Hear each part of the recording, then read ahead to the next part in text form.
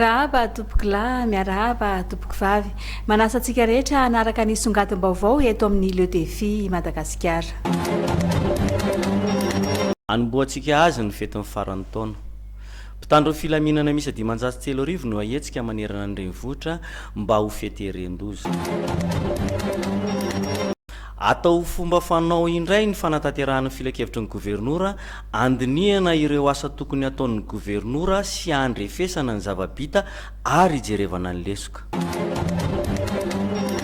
Faritra Tsinanana kosa nanoho izantsika ny songadim-baovao.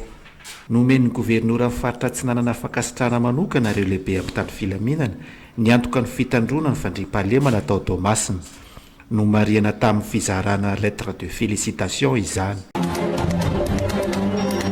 Varitra sy ny fanjifana amin'izao fetiny farantaona izao dia misy ny fitsiriana ireo mpamongady mba ialana amin'ny fanararotana amin'ny fampakarana ny vidinetana.